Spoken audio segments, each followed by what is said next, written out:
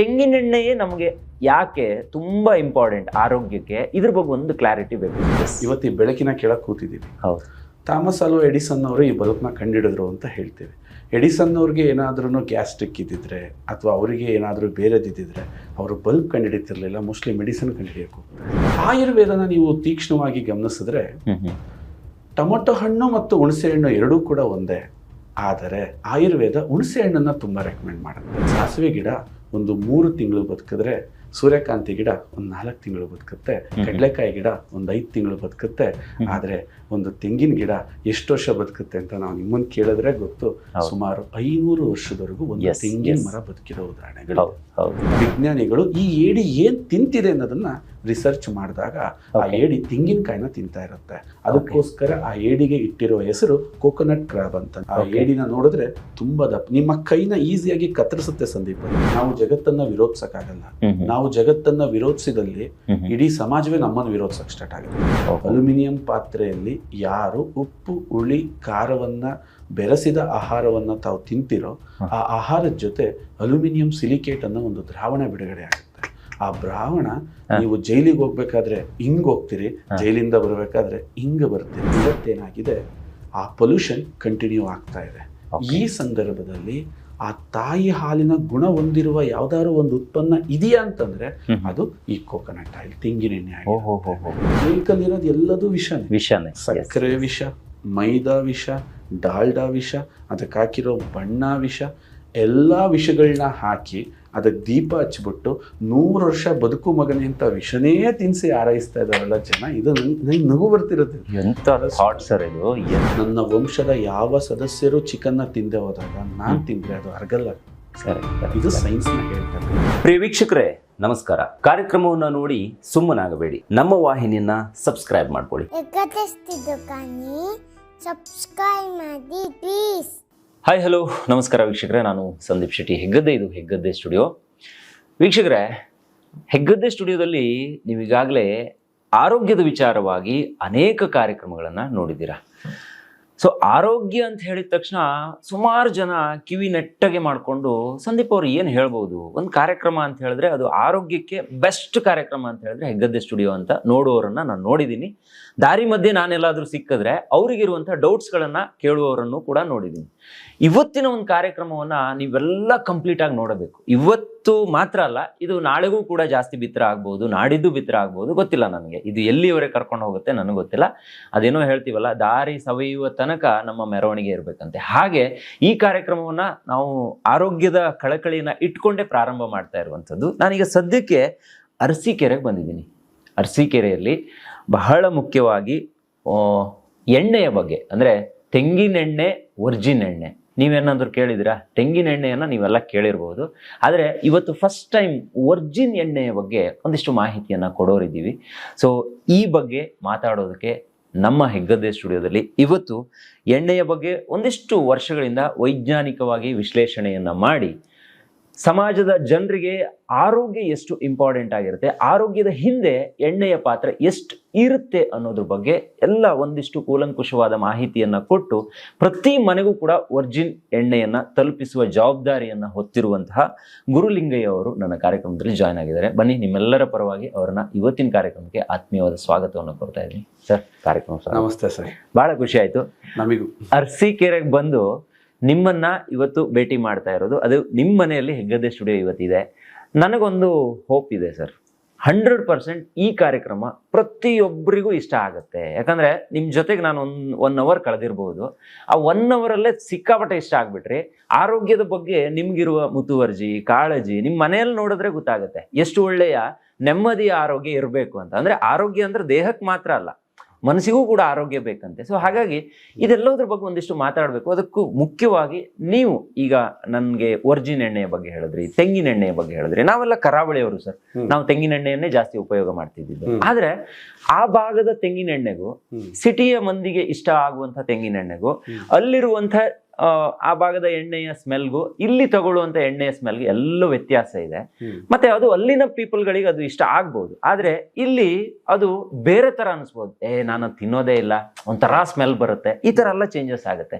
ನಾನು ನಿಮ್ಗೆ ಪ್ರಾರಂಭದಲ್ಲೇ ಕೇಳೋಕೆ ಇಷ್ಟಪಡ್ತೀನಿ, ತೆಂಗಿನೆಣ್ಣೆಯೇ ನಮಗೆ ಯಾಕೆ ತುಂಬಾ ಇಂಪಾರ್ಟೆಂಟ್ ಆರೋಗ್ಯಕ್ಕೆ, ಇದ್ರ ಬಗ್ಗೆ ಒಂದು ಕ್ಲಾರಿಟಿ ಬೇಕು ಸರ್. ಅಂದ್ರೆ ಈ ಹಿಂದೆನೂ ಕೂಡ ಪ್ಯೂರ್ ಎಣ್ಣೆ ಎಲ್ಲಿ ಸಿಗುತ್ತೆ ಹುಡ್ಕೊಂಡು ಹೋಗಿ ಕೆಲವೊಂದು ಮಾಡಿದ್ವಿ, ಆದ್ರೆ ಅದಕ್ಕಿಂತ ಇನ್ನೂ ಪ್ಯೂರ್ ಆಗಿರುವಂತಹ ಎಣ್ಣೆ ಒಂದಿದೆ ಅನ್ನೋದು ನನಗೆ ಗೊತ್ತಿರಲಿಲ್ಲ. ಬಹುಶಃ ಇವತ್ತೇ ಗೊತ್ತಾಗ್ತಿರುವಂಥದ್ದು. ಅದನ್ನ ನಾನು ವೀಕ್ಷಕರಿಗೂ ಕೂಡ ತಲುಪಿಸ್ತಾ ಇದ್ದೀನಿ, ತಿಳಿಸ್ತಾ ಇದ್ದೀನಿ. ವೀಕ್ಷಕರಿಗೂ ಕೂಡ ಅಷ್ಟೇ, ಈ ಕಾರ್ಯಕ್ರಮವನ್ನ ದಯವಿಟ್ಟು ತುಂಬಾ ಜನರಿಗೆ ತಲುಪಿಸ್ಬಿಡಿ.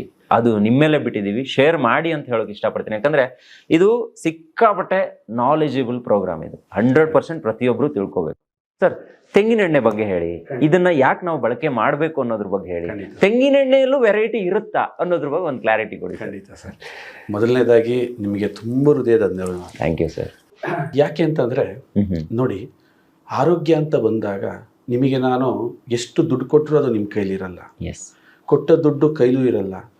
ನೀವು ಏನನ್ನ ಬೇಕಾದರೂ ನನ್ನ ಹತ್ರ ಶೇರ್ ಮಾಡ್ಬೋದು, ಹಣ ಶೇರ್ ಮಾಡ್ಬೋದು, ಏನ್ ಬೇಕಾದ್ರೂ. ಆದ್ರೆ ಆರೋಗ್ಯನ ಶೇರ್ ಮಾಡೋಕ್ಕಾಗಲ್ಲ. ಹೌದು. ನಮ್ಮಿಂದ ಕೀಳಲೇ ಆಗದಂತಹ ಒಂದು ಅದ್ಭುತವಾದ ನಮ್ಮತನ ಅಂತ ಏನಾದ್ರು ಇದ್ರೆ ಅದು ಆರೋಗ್ಯ.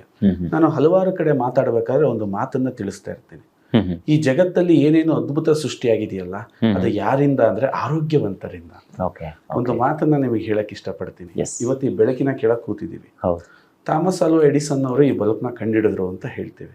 ಎಡಿಸನ್ ಅವ್ರಿಗೆ ಏನಾದ್ರೂ ಗ್ಯಾಸ್ಟ್ರಿಕ್ ಇದ್ದಿದ್ರೆ ಅಥವಾ ಅವರಿಗೆ ಏನಾದರೂ ಬೇರೆದಿದ್ದಿದ್ರೆ ಅವರು ಬಲ್ಬ್ ಕಂಡುಹಿಡಿತಿರ್ಲಿಲ್ಲ, ಮೋಸ್ಟ್ಲಿ ಮೆಡಿಸಿನ್ ಕಂಡುಹಿಡಿಯಕ್ಕೆ ಹೋಗ್ತಾ ಇದ್ರು. ಕುವೆಂಪು ಅವರು ಶ್ರೀ ರಾಮಾಯಣ ದರ್ಶನಂ ಬರೆದ್ರು ಅಂತ ಕೇಳ್ತೀವಿ.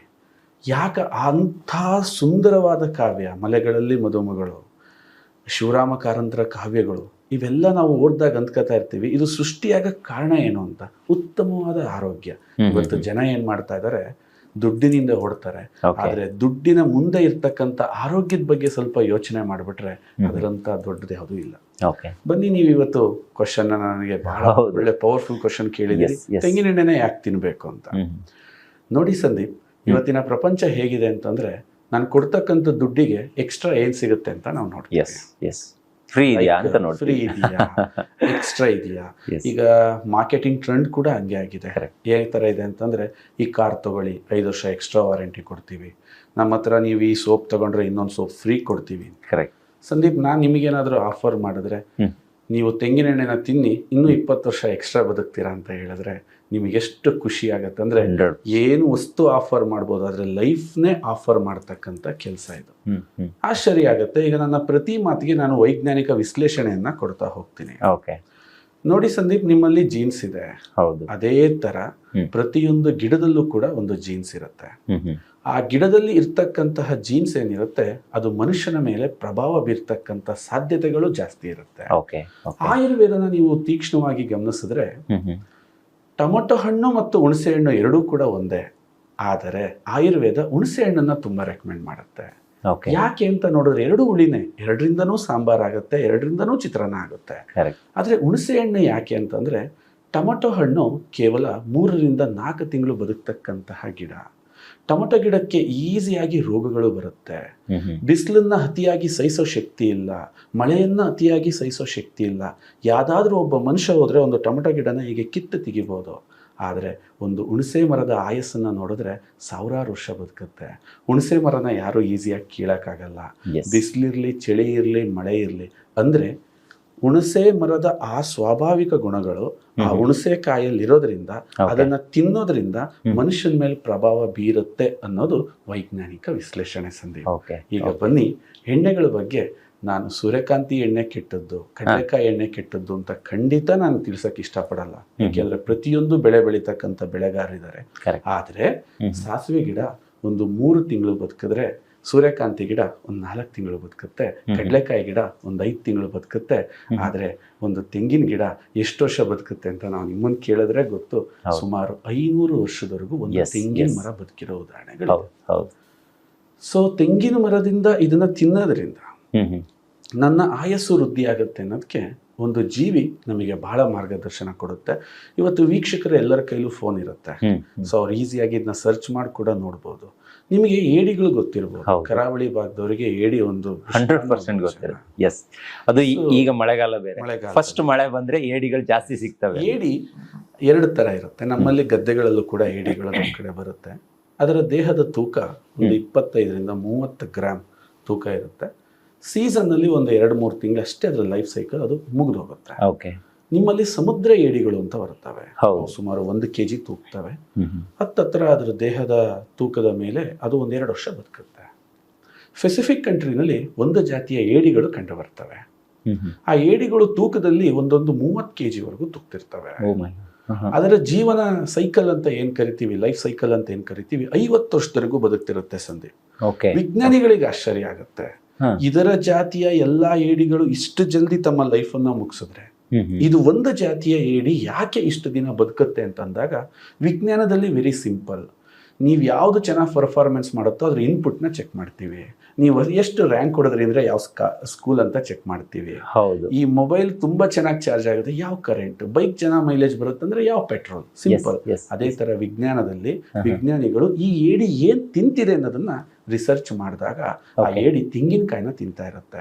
ಅದಕ್ಕೋಸ್ಕರ ಆ ಏಡಿಗೆ ಇಟ್ಟಿರೋ ಹೆಸರು ಕೋಕೋನಟ್ ಕ್ರಾಬ್ ಅಂತ. ನೀವು ಗೂಗಲ್ ಮಾಡಿ ನೋಡಿ, ಆ ಏಡಿನ ನೋಡಿದ್ರೆ ತುಂಬಾ ದಪ್ಪ, ನಿಮ್ಮ ಕೈನ ಈಸಿಯಾಗಿ ಕತ್ತರಿಸುತ್ತೆ ಸಂದೀಪ್. ಅದು ಅಂತ ಸ್ಟ್ರಾಂಗ್ ಕೊಂಡಿಗಳು.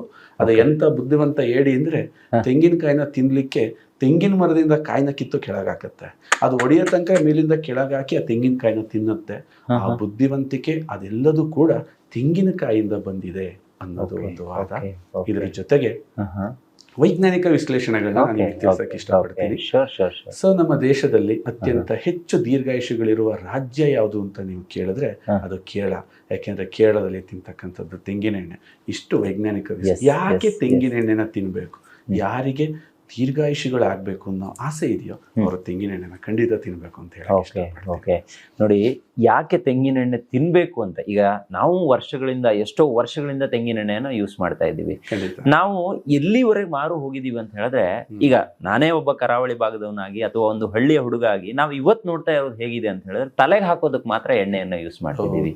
ಪುಟ್ಟ ಮಕ್ಕಳು ಹುಟ್ಟಿದಾಗ ಮೈಗೆ ಹಚ್ಚೋದಕ್ಕೆ ಮಾತ್ರ ಎಣ್ಣೆಯನ್ನ ಯೂಸ್ ಮಾಡ್ತಿದ್ದೀವಿ. ನಮ್ಮ ಅಡುಗೆ ಮನೆಯಲ್ಲಿರ್ಬೇಕಾಗಿರುವಂತಹ ಎಣ್ಣೆ ಇವತ್ತು ಎಲ್ಲೋ ಒಂದು ತಲೆಯ ಕೂದಲು ಚೆನ್ನಾಗಿರುತ್ತೆ ಅನ್ನೋ ಪರ್ಪಸ್ ಅಲ್ಲಿ ಮಾತ್ರ ಇದೆ ಬಿಟ್ರೆ, ಅಡುಗೆ ಮನೆಯಲ್ಲಿರುವಂತ ಆಯಿಲ್ಗಳೆಲ್ಲ ದೊಡ್ಡ ದೊಡ್ಡ ಕಂಪನಿಗಳ ಒಂದು ರೆಕಮೆಂಡ್, ನಾವೆಲ್ಲ ಅಡ್ವರ್ಟೈಸ್ಮೆಂಟ್ ಅಲ್ಲಿ ನೋಡ್ತೀವಲ್ಲ ಅಂತಹ ಎಣ್ಣೆಗಳಿವೆ. ಸೊ ಇದು ರಾಂಗ್ ಅನ್ನೋದು ಈಗ ನೀವು ಹೇಳಿದ್ಮೇಲೆ ತೆಂಗಿನೆಣ್ಣೆಗೆ ಎಷ್ಟು ಪ್ರಾಮುಖ್ಯತೆ ಇದೆ ಅನ್ನೋದು ಇವತ್ತು ನನಗೆ ಗೊತ್ತಾಗ್ತಾ ಇದೆ ಸರ್. ಇನ್ನೊಂದು ಪ್ರಶ್ನೆ ಕೇಳಲೇಬೇಕು.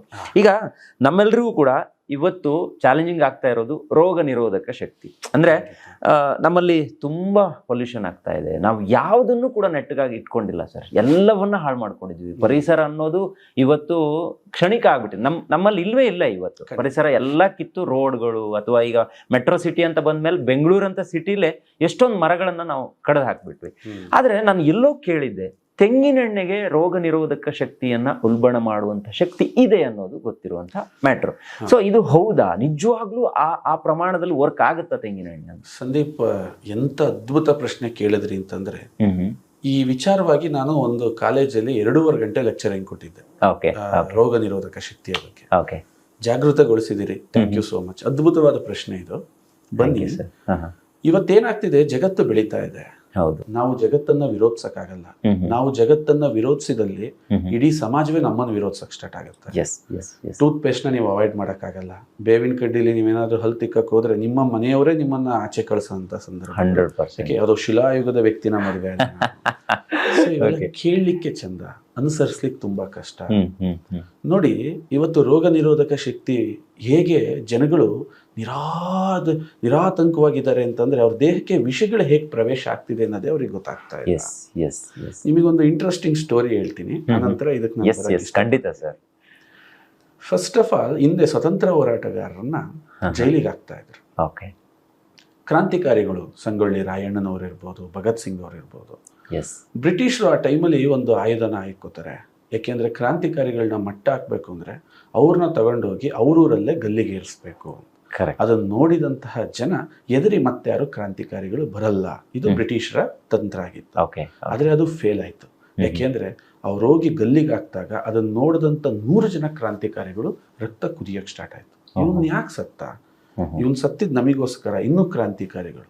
ಆ ಟೈಮಲ್ಲಿ ಒಬ್ಬ ಬ್ರಿಟಿಷ್ ಅಧಿಕಾರಿ ಒಂದು ಪ್ಲಾನ್ ಮಾಡ್ತಾನೆ, ಇವ್ರನ್ನ ಹೀಗೆ ಸಾಯಿಸಬಾರ್ದು, ಇವರಿಗೆ ಸ್ಲೋ ಪಾಯ್ಸನ್ ಕೊಟ್ಟು ಸಾಯಿಸ್ಬೇಕು ಅಂತ ಒಂದು ಪ್ಲಾನ್ ಆಗುತ್ತೆ.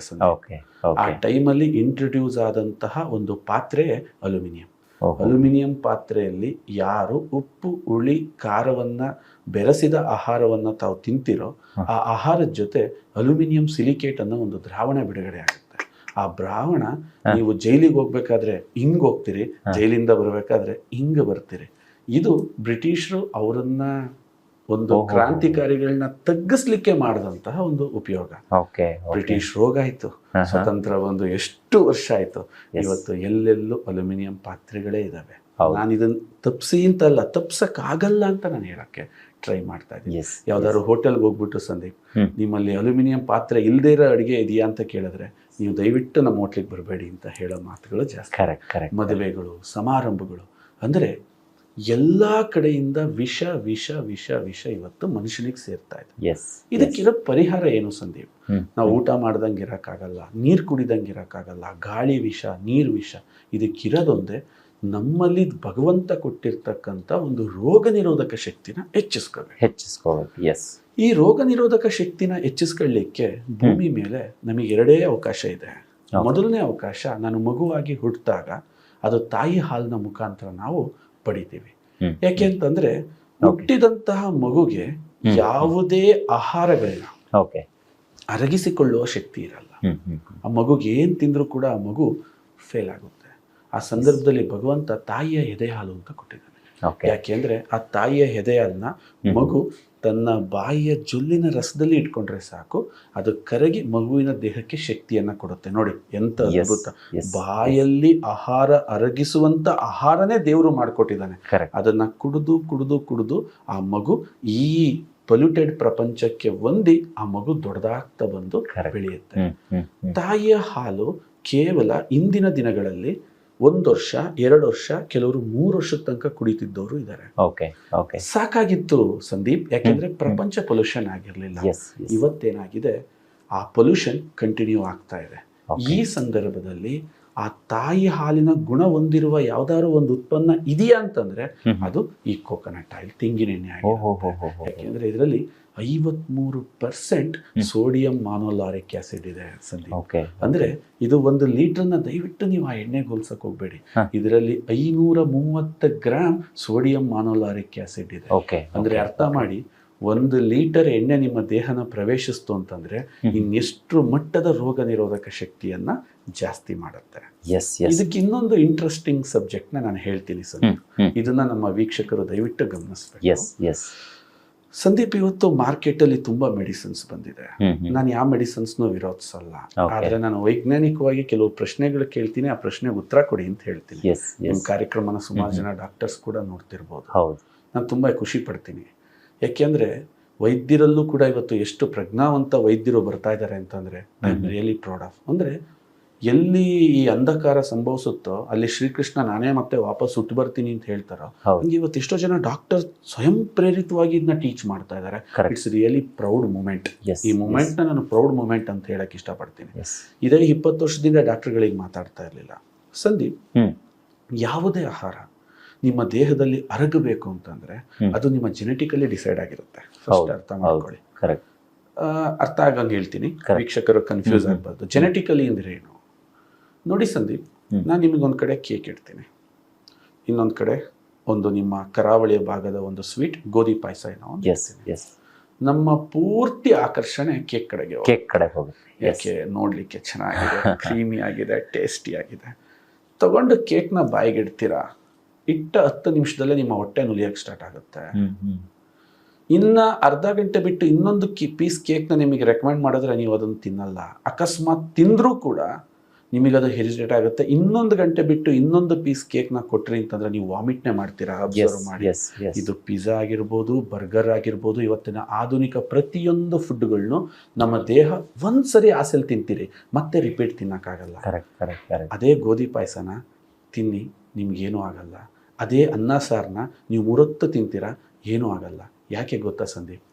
ನಿಮ್ಮ ಯಾವ ಆಹಾರವನ್ನು ತಿಂದರೆ ಆ ಆಹಾರ ಅರಗಲಿಕ್ಕೆ ಅದಕ್ಕೆ ಬೇಕಾದಂಥ ಡೈಜೆಸ್ಟಿವ್ ಜ್ಯೂಸ್ನ ಜನರೇಟ್ ಮಾಡೋದು ನಿಮ್ಮ ಲಿವರ್. ಎಸ್ ಅದು ನಿಮ್ಮ ಜೆನೆಟಿಕಲಿ ಬಂದಿರುತ್ತೆ. ಕರೆಕ್ಟ್. ಆ ನಿಮ್ಮ ಜೆನೆಟಿಕಲಿ ಇಲ್ಲದೆ ಇರೋ ಆಹಾರನ ನೀವು ತಿಂದಾಗ ಆ ಆಹಾರಕ್ಕೆ ಯಾವುದೇ ಜ್ಯೂಸ್ನ ಉತ್ಪತ್ತಿ ಮಾಡದಲ್ಲೇ ನಿಮ್ಮ ಲಿವರ್ ಕನ್ಫ್ಯೂಸ್ ಆಗುತ್ತೆ. ಇದನ್ನ ಜನ ಅರ್ಥ ಮಾಡ್ಕೋಬೇಕು. ನನಗೆ ನಗು ಬರ್ತಿರುತ್ತೆ ಸಂದೀಪ್, ಇವತ್ತೆಷ್ಟು ಸೆಲೆಬ್ರೇಷನ್ಗಳಾಗ್ತಾ ಇದ್ದಾವೆ, ವಿಚಿತ್ರ ಕೇಕ್ಗಳು. ನನಗೆ ಆಶ್ಚರ್ಯ ಆಗ್ತಿರುತ್ತೆ, 3 ವಿಷ, ಅದರ ಕೇಕಲ್ಲಿರೋದು ಎಲ್ಲದೂ ವಿಷನೇ. ಸಕ್ಕರೆ ವಿಷ, ಮೈದಾ ವಿಷ, ಡಾಲ್ಡಾ ವಿಷ, ಅದಕ್ಕೆ ಹಾಕಿರೋ ಬಣ್ಣ ವಿಷ, ಎಲ್ಲ ವಿಷಗಳನ್ನ ಹಾಕಿ ಅದಕ್ಕೆ ದೀಪ ಹಚ್ಬಿಟ್ಟು 100 ವರ್ಷ ಬದುಕು ಮಗನೇ ಅಂತ ವಿಷನೇ ತಿನ್ಸಿ ಆರೈಸ್ತಾ ಇದ್ದಾರಲ್ಲ ಜನ. ಇದು ನನಗೆ ನಗು ಬರ್ತಿರುತ್ತೆ. ಫಸ್ಟ್ ಆಫ್ ಆಲ್ ನಾನು ಕೇಕ್ ತಿನ್ನಲ್ಲ, ನನಗೆ ಯಾರು ಕೇಕ್ ತಿನ್ಸಕ್ಕಾಗಲ್ಲ. ನನ್ನ ಬರ್ಡೇ ಸಿಂಪಲ್ ಆಗಿ ಮಾಡಿ, ಯಾಕೆಂತಂದ್ರೆ ಜನ್ಮದಿನ ಅಂತ ನಗು ಬರುತ್ತೆ ನನಗೆ. ಎಲ್ಲಿ ನೋಡು ಕೇಕ್, ಯಾವ್ದು ನೋಡು ಕೇಕ್. ಮಾಡರ್ನ್ ಟಚ್ ಆಗ್ಬಿಟ್ಟಿದೆಯಲ್ಲ, ಸೊ ಕೇಕ್ ಬಂದಿಲ್ಲ ಅಂದ್ರೆ ಬರ್ಡೇ ಅನ್ನೋದೇ ಕಂಪ್ಲೀಟ್ ಅಲ್ವೇನೋ ಅನ್ನೋ ತರ ಆಗಿದೆ. ಹಿಂದಿನ ಕಾಲದಲ್ಲಿ ಒಂದು ಆರತಿ ಇತ್ತು, ಅವರು ಎಸ್ ಆ ನೀರನ್ನ ತಗೊಂಡು ಅದನ್ನ ಈ ಕಾರ್ಯಕ್ರಮಕ್ಕಲ್ಲ ಅದು, ಬಟ್ ಅದ್ರ ಬಗ್ಗೆ ನಾವು ಹೇಳಿದ್ರೆ ಎಷ್ಟು ಎನರ್ಜಿನ ಅವನಲ್ಲಿ ಸೇರಿಸ್ತಾ ಇದ್ರು. ನಮ್ಮ ಪ್ರತಿಯೊಂದು ಪರಂಪರೆಯ ಕಾರ್ಯಕ್ರಮಗಳನ್ನ ನಾವು ನೋಡಿದ್ರೆ. ಬಟ್ ಈಗಿನ ಜನ, ನಿಮ್ಮ ಪ್ರಯತ್ನ ಏನಿರಬೇಕು ಸಂದೀಪ್ ಅಂದ್ರೆ ಅಲ್ಲಿ ವಾಪಸ್ ಕರ್ಕೊಬರೋ ತರ ಇರಬೇಕು. ಈ ಉಚ್ಚಾಟನ ತಪ್ಪಿಸ್ಬೇಕು. ಆ ವಿಷವನ್ನ ತಿನ್ಸಿ ಏನೂ ಮಾಡೋಕ್ಕಾಗಲ್ಲ. ಸಂದೀಪ್, ಈ ತರ ಇರ್ತಕ್ಕಂಥ ನಮ್ಮ ಡೈಜೆಸ್ಟಿವ್ ಸಿಸ್ಟಮ್ಗೆ ಇವತ್ತು ಏನು ಜನ ಹ್ಯೂಮನ್ ಸಿಸ್ಟಮ್ಗೋಸ್ಕರ ಮಾಡ್ರನ್ ಪ್ರೋಟೀನ್ ಪೌಡರ್ಗಳು ಏನೇನು ವಿಚಿತ್ರವನ್ನ ತಿಂತಾ ಇದ್ದಾರೆ, ಸಾಧ್ಯನೇ ಇಲ್ಲ ಸಂದೀಪ್. ನಿಮ್ಮ ಲಿವರ್ಗೆನೆ ಅದೊಂದು ಸರ್ಪ್ರೈಸ್ ಆಗಿರುತ್ತೆ, ಯಾಕೆಂದ್ರೆ ಆ ವಸ್ತು ಪರಿಚಯನೇ ಇಲ್ಲ. ನಿಮಗೊಂದು ಸೂಕ್ಷ್ಮವಾಗಿ ಒಂದು ಮಾತು ಹೇಳ್ತೀನಿ. ವೆಜಿಟೇರಿಯನ್ ಆಗಿದ್ದಂಥವ್ರು ಮಧ್ಯದಲ್ಲಿ ನಾನ್ ವೆಜಿಟೇರಿಯನ್ ಆಗ್ತಾರೆ. ನಾನು ಇಲ್ಲಿ ವೆಜ್ ತಪ್ಪು ನಾನ್ ವೆಜ್ ತಪ್ಪು ಮಾತಾಡಲ್ಲ, ಅದು ಅವರವರ ಕ್ರಮಕ್ಕೆ ಎರಡೂ ಸರಿನೇ. ಆದರೆ ಅವನಿಗೆ ಸ್ವಲ್ಪ ಆರೋಗ್ಯ ಕೆಡ್ತದೆ, ಕೆಟ್ಟಾಗ ದೇವ್ರ ಶಾಪ ಕೊಟ್ಟ ಅಂತೀವಿ. ಅದು ದೇವ್ರ ಶಾಪ ಕೊಡೋದಲ್ಲ ಸಂದೀಪ್. ನಾನೀಗ ವೆಜಿಟೇರಿಯನ್ ಇದ್ದೀನಿ, ಚಿಕನನ್ನು ಅರಗಿಸೋ ಶಕ್ತಿ ನನ್ನ ಲಿವರ್ಗೆ ಖಂಡಿತ ಇಲ್ಲ. ಯಾಕೆಂದರೆ ನನ್ನ ತಾತ, ನಮ್ಮ ಮುತ್ತಾತ, ನನ್ನ ವಂಶದ ಯಾವ ಸದಸ್ಯರು ಚಿಕನ್ನ ತಿಂದೆ ಹೋದಾಗ ನಾನು ತಿಂದರೆ ಅದು ಅರಗಲ್ಲ. ಇದು ಸೈನ್ಸ್ನ ಹೇಳ್ತಕ್ಕಂಥ. ಹಾಗಾಗಿ ಅಮೇರಿಕಾದ ಫುಡ್ಡು ಇಂಡಿಯಾದವ್ರಿಗೆ ಅಡ್ಜಸ್ಟ್ ಆಗಲ್ಲ, ಇಂಡಿಯಾದ ಫುಡ್ಡು ಅಮೇರಿಕಾದವ್ರಿಗೆ ಅಡ್ಜಸ್ಟ್ ಆಗಲ್ಲ. ಇಂಥ ಸಿಚುವೇಶನ್ ಅಲ್ಲಿ ಹುಚ್ಚು ಮೆಡಿಸನ್ಗಳನ್ನ ಜನ ತಿಂತಾ ಇದಾರಲ್ಲ, ತಿಂದು 1 ವರ್ಷಕ್ಕೆ ಸುಸ್ತಾಗ್ತಾರೆ. ನೀವು ಕೇಳಿರ್ಬೋದು, ಫೀಲ್ಡಲ್ಲಿ ನಾನಾ ಥರದ ಪ್ರಯತ್ನ ಪಡ್ತಾರೆ. ಇದರೊಳಗೆಲ್ಲ ತೆಂಗಿನೆಣ್ಣೆ ಹೆಂಗ್ ಉತ್ತರ ಆಗುತ್ತೆ ಅಂದ್ರೆ ಸಂದೀಪ್, ಇದರಲ್ಲಿ ಸೋಡಿಯಂ ಮಾನೋಲಾರಿಕ್ ಆಸಿಡ್ ಅನ್ನೋ ಒಂದು ಅಂಶ ಇದೆ. ನಿಮ್ಮಲ್ಲಿ ಒಂದು ಅಮೃತ ನೀವು ಸೃಷ್ಟಿ ಮಾಡ್ತಾ ಇದ್ದೀರಾ, ಅದೇ ನಿಮ್ಮ ಸಲೈವ, ನಮ್ಮ ಬಾಯಲ್ಲಿ ಜೊಲ್ಲು, ಅದು ಅಮೃತಕ್ಕೆ ಸಮಾನ. ನಿಮ್ಮ ದೇಹದ ಪ್ರತಿಯೊಂದು ಪ್ರಾಬ್ಲಮ್, ಈಗ ಸಂದೀಪ್ ನಾನು ನಿಮ್ಮ ಕಾಲ್ನ ಚಿವುಡ್ತೇನೆ, ಬಾಯಲ್ಲೇ ಹೇಳ್ತಿರಲ್ವಾ ಕಾಲ್ ನೋಯ್ತಿದೆ. ನಿಮ್ಮ ಕೈಯನ್ನ ಚಿವುಡ್ತೇನೆ, ಬಾಯಲ್ಲೇ ಹೇಳ್ತಿರಲ್ವಾ ನಂದು. ನಿಮ್ಮ ತಲೆಯನ್ನ ಕೀಳ್ತೇನೆ, ನೀವು ಬಾಯಲ್ಲೇ ಹೇಳ್ತಿರಲ್ವಾ. ನಿಮ್ಮ ಬೆನ್ನಿಗೆ ನೋವು ಆಗ್ತದೆ, ಬಾಯಲ್ಲೇ ಹೇಳ್ತಿರಲ್ವಾ. ನಿಮ್ಮ ಬಾಯಿ ಹೇಗೆ ಕಮ್ಯುನಿಕೇಟರೋ ಅದೇ ತರ ನಿಮ್ಮ ಬಾಯಲ್ಲಿರುವ ಜೊಲ್ಲು ಕೂಡ ನಿಮ್ಮ ದೇಹದ ಪ್ರತಿಯೊಂದು ನೋವಿನ ಕಮ್ಯುನಿಕೇಟರ್. ಈ ಅಮೃತವನ್ನ ಯಾವಾಗ ನೀವು ಬಾಯಲ್ಲಿ ಹಾಕ್ತೀರಾ, ಅದನ್ನ 10 ನಿಮಿಷ ಇಡ್ತೀರಿ. ಜಸ್ಟ್ ಒಂದು 10 ಸೆಕೆಂಡ್ ಅಥವಾ 1 ನಿಮಿಷ ನೀವು ಅದನ್ನ ಬಾಯಲ್ಲಿ ಇಡಬೇಕು. ಇಟ್ಟಾಗ ಇದು ನಿಮ್ಮ ಜೊಲ್ಲಿನ ಜೊತೆ ಬೆರೆತು ಸೋಡಿಯಂ ಮಾನೋಲಾರಿನ್ ಆಗಿ ಪರಿವರ್ತನೆ ಹೊಂದುತ್ತೆ.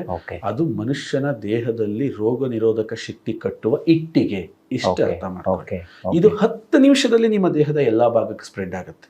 ಇದು ಕರಳಿಗೆ ಹೋಗುವ, ಅಲ್ಲಿ ಡೈಜೆಷನ್ ಆಗಿ ನಿಮ್ಮ ದೇಹಕ್ಕೆ ತಲುಪುವ ಯಾವುದೇ ಅವಶ್ಯಕತೆ ಇಲ್ಲಿ ಬೀಳೋದಿಲ್ಲ.